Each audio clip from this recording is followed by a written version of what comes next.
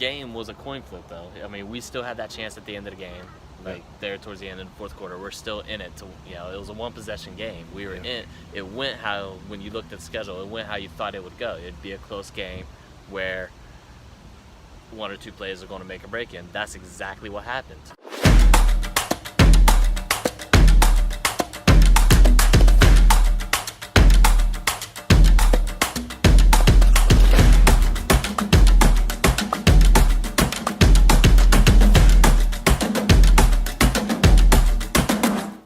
What's up, y'all? That's Anthony Sellers. And that's Eric Jordan. And this is Browns in Our Blood. I'm going to tell you right now. 2 years ago, when we were doing this show, and we were 0-16, and around this time, no wins, nothing, it was really, really hard. It was really hard to do. I didn't think nothing in vlog world could be harder than that. This is harder. This is actually harder. With knowing that you could win, expectation win, you have the potential. This is harder.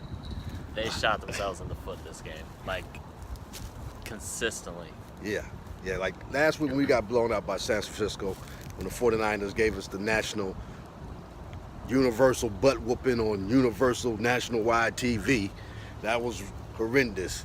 But this is worse, man. When you end the game, when you know you should have won the game, and little mistakes here and there, growing pains. We had a 14-point lead. 14-point lead, and it evaporated within the whole second quarter, basically. Yeah. I mean, it didn't even seem like it was a full quarter. It felt like it happened within minutes. It was just... because it did. Yeah. But there was, not to say that this is the full reason, but I feel like the officiating was bad in that game. It was. Especially in the second half. It was like that all across the NFL, though. There was multiple games where it was like that. So I mean, it's hard to. You can't really pin that on as an excuse, but that did play a little bit into it. Yeah. But at the same time, it's like you just got to execute and finish. That's all it comes down to. That unneeded penalties that would shoot yourself in the foot, that just kill drives, and just letting them get back into it. Yeah. It seemed like there was a little bit better chemistry though this week. I in all these losses, I see pluses. That's the kind of person I am. Half glass, half full type person. I drink the Kool-Aid. We all know that by now. But I do see some pluses. I see chemistry coming better in the passing game. Bake's getting a lot of heat. All this ain't on Bake. I'm sorry. No, that's the other thing. At what point do you start holding other players accountable for things? Because Dontrell Hilliard had a first down catch, and it went right through his hands, and it turned into an interception. Yeah. But that looks like it's bad on Bake, because at the end of the day, it's like, he had, 2 interceptions? But you look at it, one's was off his receiver's hands, and 7 of his 11 interceptions this year have been off a wide receiver's hands, tips. So, I mean, at what point can you not do? You got to hold him accountable. Odell Beckham, 2 drops this week, 2 drops last week. Yeah. Yes, he's that immense talent, but they got to be held accountable. Like, that is a mental error. Like, those 2 drops he had this week were catchable. They were slightly behind, but they were catchable, like right in here. Mm-hmm. So, what is it where's the mental block coming that he's not catching them? He's, I mean, seriously, these last 2 weeks, he's doing kind of what Njoku's kind of notorious for doing. Like, it's a mental lapse. It's a mental lapse. You can't have. At what point do you start holding them accountable and saying, hey, get your head in the game, Yeah, well, I give them a year when it comes to players and accounting. Some coaches got to go, though. Some coaches got to go. Not this, I ain't going to say mid-season, during the season, because I'm chalking this up all up to, the talent is there. I think we made the right decisions. I think Dorsey did his job with the players, putting them in the position to win, but it has to move on. Accountability, some of these things, it's going to have to be addressed. The old line is definitely still going to have to be addressed. And discipline with it, too. The game was a coin flip, though. I mean, we still had that chance at the end of the game. Like, there towards the end of the fourth quarter, we're still in it. It was a one-possession game. We were in it. It went how, when you looked at the schedule, it went how you thought it would go. It'd be a close game where 1 or 2 plays are going to make a break in. That's exactly what happened. Right. I mean, some people say like that. You can't complain about that in my mind. Right. And some people thought it would be a close game, but some people didn't.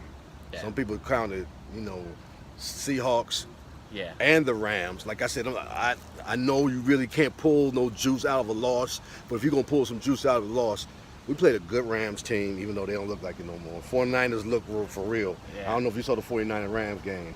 The 49ers dominated them their too. Defense, their defense is legit. So San Francisco's a real team. But 49ers still ain't Rams still ain't no slouch. And we was in that game all the way. We had a chance to win that game, and we had a chance to win yesterday. And I truly believe that team we played yesterday is going to be in the playoffs. Yeah. You know what I'm saying? That's a good defense. I mean, they're 5-1. Yeah. Yeah. They're having their best start since 2013. Yeah. So out of these losses, there's some good things I saw. Chemistry is definitely getting stuck. Last week I said when it clicks, it hasn't clicked. It's getting close to the click. But it's getting tough, y'all. It's getting tough. And I still predict we will. Now we got the bye this week, right? Yeah, the bye is this week. The bye is this week. It's like a perfect timing for it to like sit back, kind of refresh, regroup, Right.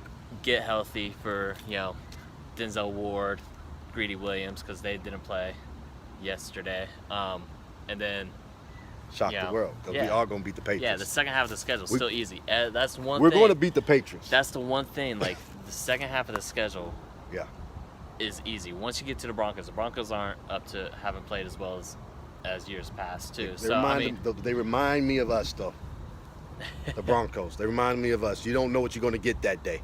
Yeah. So but it's we're coming up on the easy part of our schedule, the easier part of our schedule compared to what we just faced, and that's the one thing that we knew coming into this, and we all said that. We said that coming in that it's going to take.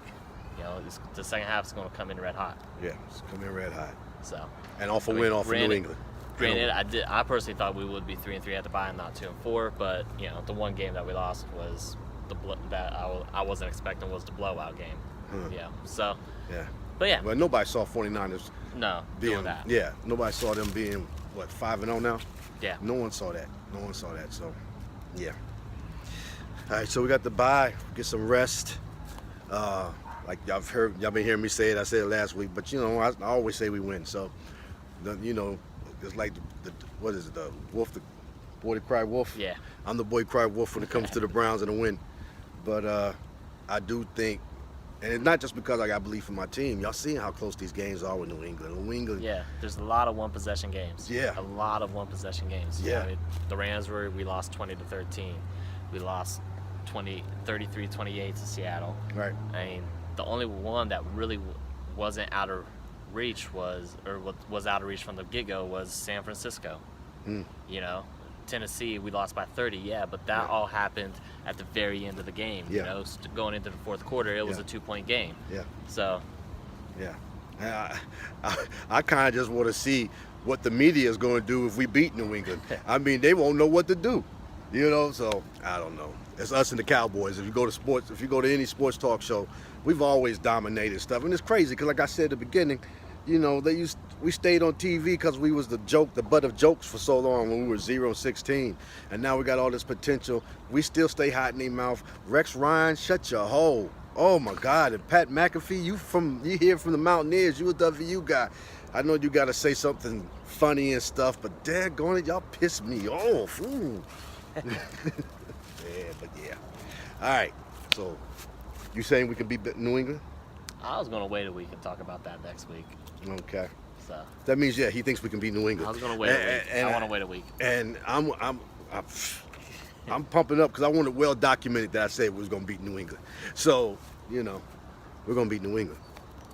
I'm just looking forward to us getting a little bit actually getting some health. Yeah. Higgins, they didn't really. He was active, but they didn't really play him but 10 snaps this game. So, now they got the bye week. He's going to come back in full force, hopefully, against New England. Hopefully we get Denzel Ward back. Hopefully we get Greedy Williams back. Yeah, I thought we were getting them back this week, actually. But they were all listed as questionable. Yeah. So. All right, let's do this fantasy football thing. But I'm just having horrible. Not just here. Horrible. Not just here in the fantasy FanDuel league, but all the leagues that I'm playing in. It's just horrible. Now I'm winning money in daily though. I mean, I'm having the best daily fantasy I've ever had. But league-wise, man. Yeah. I did He train. He came in last this week for our league. I came in last week too, didn't I? I can't remember. Yeah, I was last week too. So. Something about the FanDuel, I don't know. I won money on DraftKings. I won this week. Again. Man, if I lose to him at the end of the season, I mean, I'm taking that belt. the only person that's be worse to lose to is Boomer, and that's Gary Wolf. And he's coming. Oh, let me. He was second place, right? He was second place this week. Yeah. He's coming on overall in total scores. Yeah. He is up to 5th. He is 5th in total scores. So he's got a little ways to go, but he's catching you, man. He's only 100 points behind you. Hey, and man, he also missed a week. Man, both of y'all whatever. Y'all not getting my belt. Gary missed a week, too. You know, and I actually believe him and Hyphen, they quit all their other leagues so they could focus on this one just to try to beat me. You know, they had these secret Hyphen Lair meetings, Hyphen podcastgroup.com meetings on how to beat Monstalung. You can call it conspiracy, but that's not it. I'm in my car like 50 hours a week. Whatever. Well, 40 hours a week. We ain't gonna get into your personal business. I was about to. But look, if you want to play fantasy football with us and try to win my belt, because it's my belt until the season's over, because I won it last year. So until then, if you want to try to play and win my fantasy football belt, you can play with us on FanDuel. The link is right there in the description down below. Come on and play. We've been having full. Lane, you doing your thing. Lane just joined He's catch up. Yeah, like he's 3 weeks ago. 3 weeks ago. He stayed in the top 3. And he came in too, said he was gonna whoop our butt. I don't like that. You come in talking junk and backing it up. I'm gonna get you, Lane. It's all right. It's all good. But yes, come play with us. Fantasy football, FanDuel. Also, check out all our videos on YouTube Soundvizion. That's Monstalung Soundvizion. That's the channel. That's my channel. Like, subscribe, hit the notification button so you can find all the different stuff we got. So you'll be notified when all our new videos come out and all our old videos. If you want to go back and watch our 0-16 season, you can go back there and watch in there. If you want to torture yourself. If you want to torture yourself. I don't know. I think this is worse. Like I said, I think it's worse. It was easier when we was losing. When I wouldn't have said that while we was losing, but right now this is driving me bananas, yo. Like I can't even. But it was so hard to find positives in that season, man. It was so hard to find positives. Man. Like the one thing that stood out to me is like you wanted to find a positive after getting one of these losses that we had. I think it was to the Green Bay game that year. And you looked at me and you said, "You know what Kaiser reminds me of?" What? What did I say? I don't even You remember. said Jameis Winston. And like, well, body frame wise, they that was the first. You know, in the first season, like it was so hard to find positives. Yeah. Like everything that would happen, you just boom. So I mean, at least there's a lot more positives and stuff. You know, because this week, Chubb had 122 yards and 2 touchdowns. Yeah. Baker played well up until. Actually, he played well most of the game, I think. Who? Baker. Oh yeah. Yeah, he actually played well consistently through most of the game. I can't remember who that analyst is on Get Up with Greeny and those guys, but he said something that made with Rex and Pat. He's the guy sitting across from him, but he said something that made a lot of sense to me about Baker. He said our offensive line issues, the way that he pats his feet, you can tell he's not confident in his line. Which makes him hurry up and makes. I don't know about all that, but I mean, he played well this week. Shoot, the first couple of games, he was on his butt a lot. Yeah. And then you get all the national pressure that's on him with all the endorsements. I mean, he's everywhere. That's a lot of pressure.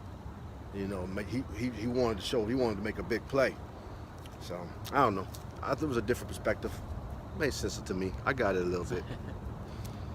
But yeah, man, that's all I got. You got anything else? That's all I have.